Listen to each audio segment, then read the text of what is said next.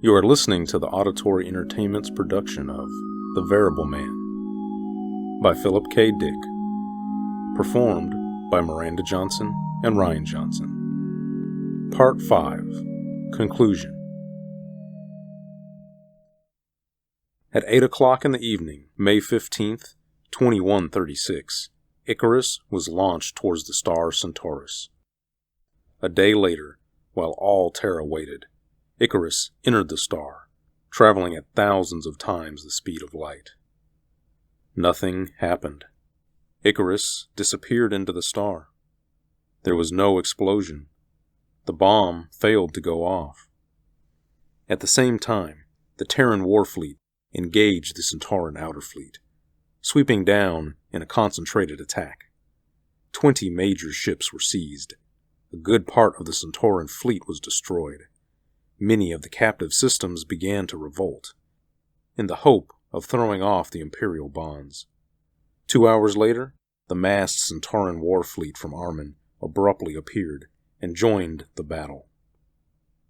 The great struggle illuminated half the Centauran system. Ship after ship flashed briefly and then faded to ash. For a whole day, the two fleets fought, strung out over millions of miles of space. Innumerable fighting men died, on both sides. At last, the remains of the battered Terran fleet turned and limped towards Armin, defeated. Little of the once impressive armada remained. A few blackened hulks, making their way uncertainly towards captivity. Icarus had not functioned. Centaurus had not exploded. The attack was a failure. The war was over. "We've lost the war," Margaret Dufay said in a small voice, wondering and awed. "It's over. Finished." The council members sat in their places around the conference table. Gray-haired, elderly men, none of them speaking or moving. All gazed up mutely at the great stellar maps that covered 2 walls of the chamber. "I have already empowered negotiators to arrange a truce," Margaret Dufay murmured. "Orders have been sent out to Vice Commander Jessup to give up the battle. There's no hope. Fleet Commander Carlton destroyed himself and his flagship a few minutes ago. The Centauran High Council has agreed to end the fighting. Their whole empire is rotten to the core, ready to topple of its own weight." Reinhardt was slumped over at the table, his head in his hands. "I don't understand. Why? Why didn't the bomb explode?" He mopped his forehead shakily. All his poise was gone. He was trembling and broken. "What went wrong?" Gray-faced, Dixon murmured an answer. "The Variable Man must have sabotaged the turret. The SRB machines knew. They analyzed the data. They knew, but it was too late." Reinhardt's eyes were bleak with despair as he raised his head a little. "I knew he'd destroy us. We're finished. A century of work and planning." His body knotted in a spasm of furious agony. "All because of Sherkov." Margaret Dufay eyed Reinhardt coldly. "Why because of Sherkov?" "He kept Cole alive. I wanted him killed from the start." Suddenly, Reinhardt jumped from his chair. His hand clutched convulsively at his gun. "And he's still alive. Even if we've lost, I'm going to have the pleasure of putting a blast beam through Cole's chest."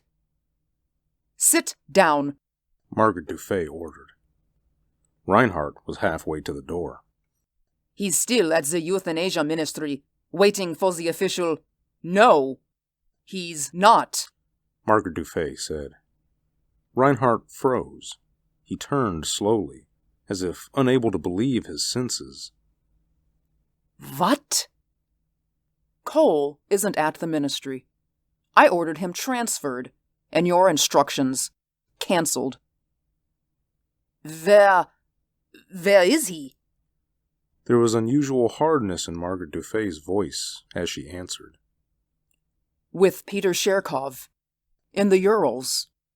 I had Sherkov's full authority restored, and then had Cole transferred there, put in Sherkov's safekeeping. I want to make sure Cole recovers, so we can keep our promise to him. Our promise to return him to his own time. Reinhardt's mouth opened and closed. All the color had drained from his face. His cheek muscles twitched spasmodically. At last, he managed to speak. You've gone insane! The traitor responsible for Earth's greatest defeat! We have lost the war, Margaret Dufay stated quietly. But this is not a day of defeat. It is a day of victory. The most incredible victory Terra has ever had. Reinhardt and Dixon were dumbfounded. What? Reinhardt gasped. What do you... The whole room was in an uproar. All the council members were on their feet. Reinhardt's words were drowned out. Sherkov will explain when he gets here. Margaret Dufay's calm voice came. He's the one who discovered it. She looked around the chamber at the incredulous council members.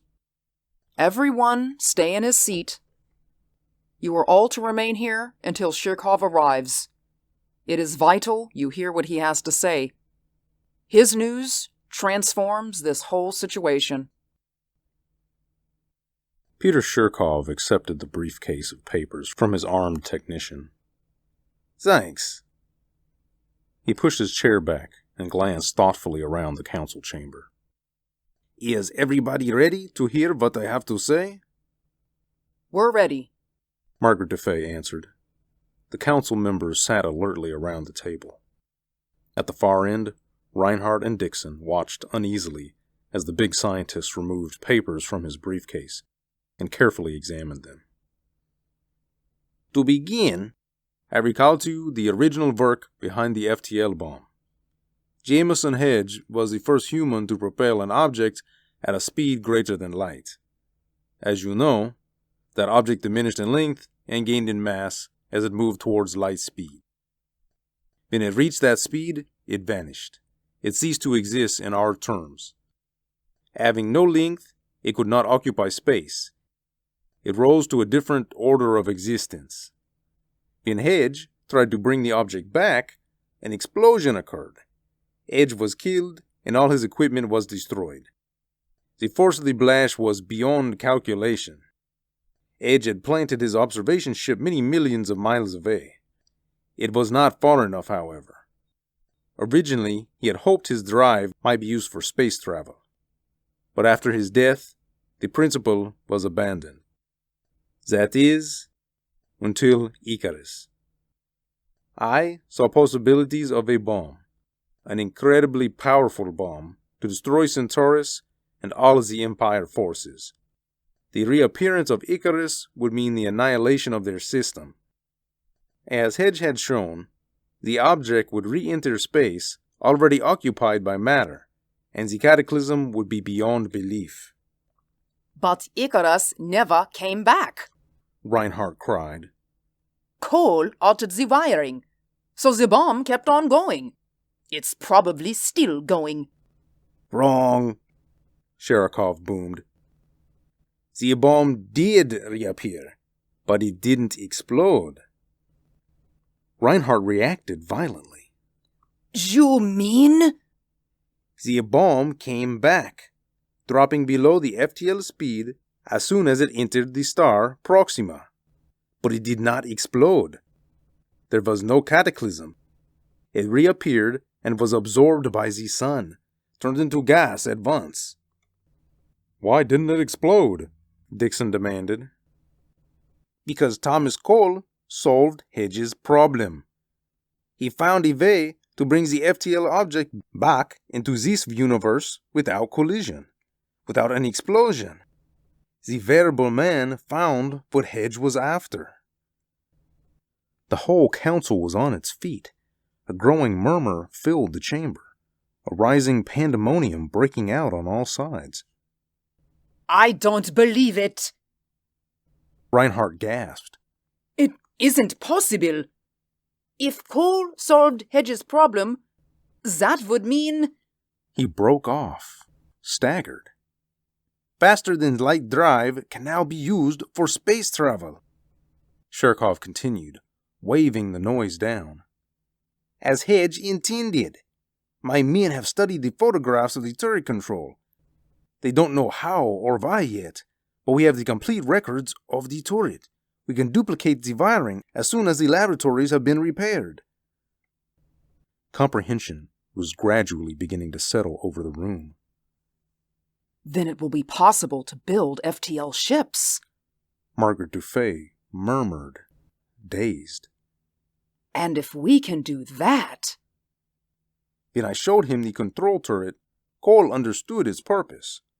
Not my purpose, but the original purpose Hedge had been working towards.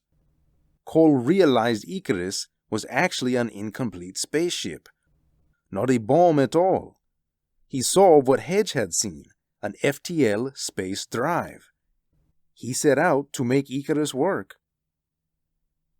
We can go beyond Centaurus, Dixon muttered, his lips twisted. Then the war was trivial. We can leave the Empire completely behind. We can go beyond the galaxy. The whole universe is open to us, Sherkov agreed. Instead of taking over an antiquated empire, we have the entire cosmos to map and explore. God's total creation. Margaret Dufay got to her feet and moved slowly towards the great stellar maps that towered above them at the far end of the chamber. She stood for a long time, gazing up at the myriad suns, the legions of systems, awed by what she saw. Do you suppose he realized all this? She asked suddenly. What we can see, here on these maps. Tiamis Cole is a strange person, Sherkov said, half to himself. Apparently, he has some kind of intuition about machines, the way things are supposed to work. An intuition more in his hands than his head. A kind of genius, such as a painter or a pianist has. Not a scientist. He has no verbal knowledge about things, no semantic references. He deals with things themselves, directly. I doubt very much if Thomas Cole understood what would come about. He just looked into the globe, the control turret. He saw unfinished wiring and relays. He saw a job half done, an incomplete machine. Something to be fixed. Something to be fixed. Like an artist. He saw his work ahead of him. He was interested in only one thing, turning out the best job he could, with the skill he possessed. For us, that skill has opened up a whole universe, endless galaxies and systems to explore, worlds without end, unlimited, untouched worlds. Reinhardt got unsteadily to his feet. We better get to work. Start organizing construction teams, exploration crews.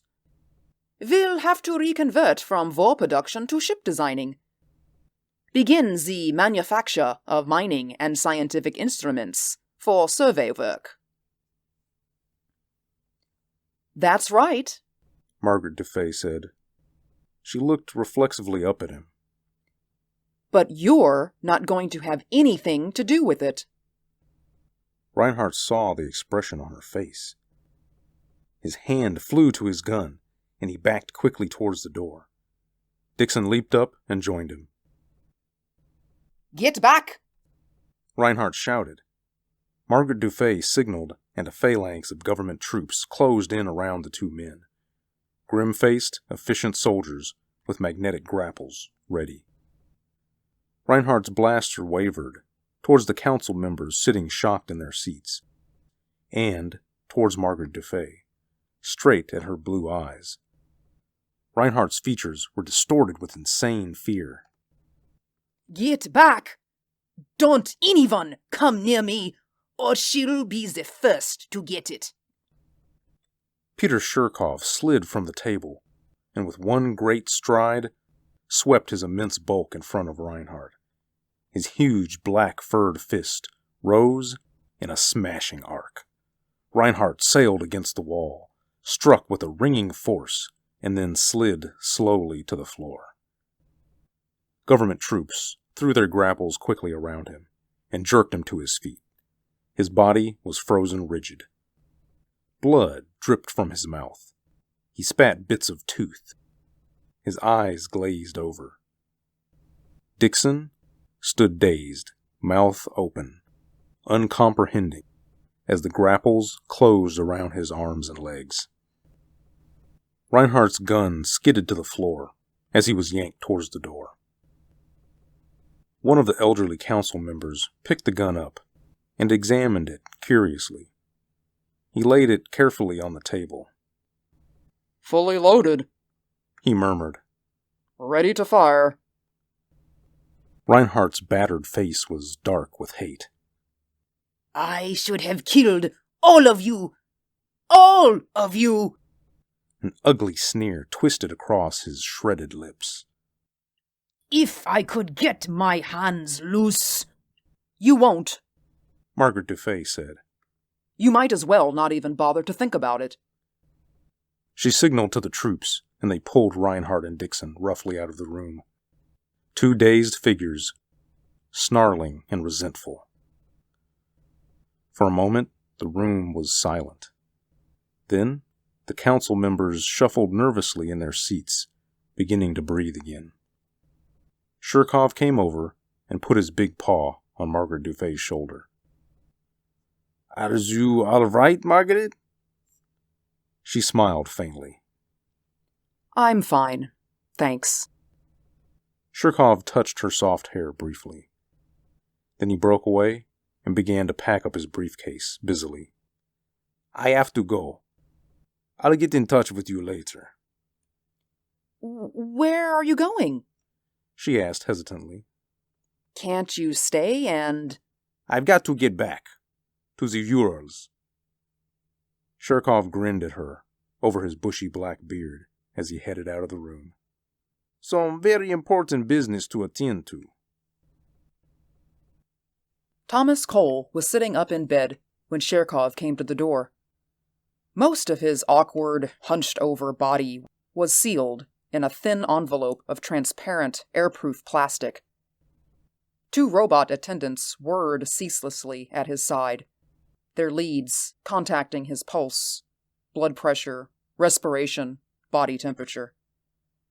Cole turned a little as the huge scientist tossed down his briefcase and seated himself on the window ledge.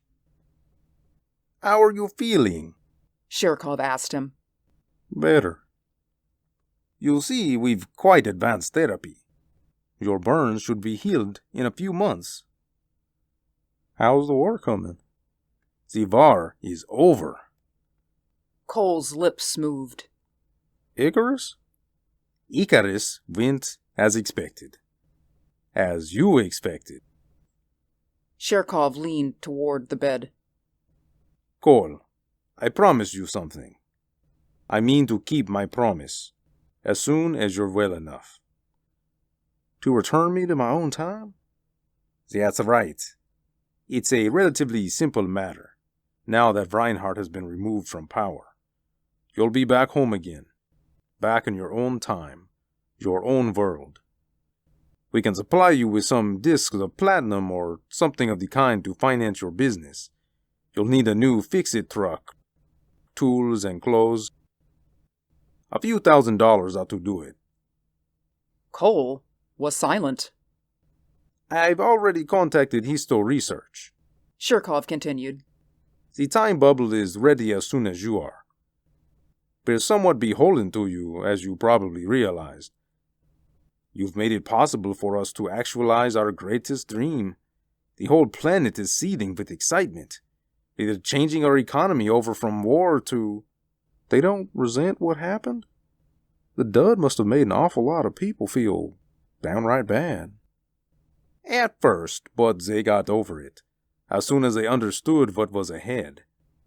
Too bad you won't be here to see it, Cole. A whole world breaking loose, bursting out into the universe. They want me to have an FTL ship ready by the end of the week. Thousands of applications are already on file, men and women wanting to get in on the initial flight. Cole smiled a little. There won't be any band there. No parade or welcoming committee for them. Maybe not. Maybe the first ship will wind up on some dead world. Nothing but sand and dried salt. But everybody wants to go. It's almost like a holiday. People running around and shouting and throwing things in the streets. Afraid I must get back to the labs. Lots of reconstruction work being started. Sherkov dug into his bulging briefcase. By the way, one little thing. While you're recovering here, you might like to look at these. He tossed a handful of schematics on the bed. Cole picked them up slowly. What's this? Just a little thing I designed. Sherkov arose and lumbered toward the door. We're realigning our political structure to eliminate any recurrence of the Reinhardt affair. This will block any more one-man power grabs. He jabbed a thick finger at the schematics. It'll turn power over to all of us, not just a limited number one person could dominate, the way Reinhardt dominated the council. This gimmick makes it possible for citizens to raise and decide issues directly. They won't have to wait for the council to verbalize a measure. Any citizen can transmit his will with one of these, make his needs register on a central control that automatically responds. When a large enough segment of the population wants a certain thing done, these little gadgets set up an active field that touches all of the others. An issue won't have to go through formal council. The citizens can express their will before any bunch of gray-haired old men could get around to it. Sherkov broke off, frowning. Of course, He continued, slowly. there's one little detail. What's that? I haven't been able to get a model to function. A few bugs. Such intricate work was never in my line. He paused at the door. Well, I hope I'll see you again before you go. Maybe if you feel well enough later on, we could get together for one last talk. Maybe have dinner together sometime, eh? But Thomas Cole wasn't listening. He was bent over the schematics, an intense frown on his weathered face. His long fingers moved restlessly over the schematics, tracing wiring and terminals. His lips moved as he calculated. Sherkov waited a moment. Then he stepped out into the hall and softly closed the door after him. He whistled merrily as he strode off down the corridor. This concludes The Variable Man by Philip K. Dick. This has been an Auditory Entertainment's production. If you enjoyed the performance, please subscribe. You can now listen to our performances via podcast through your favorite podcast app. Simply search for Auditory Entertainments. Thank you for listening.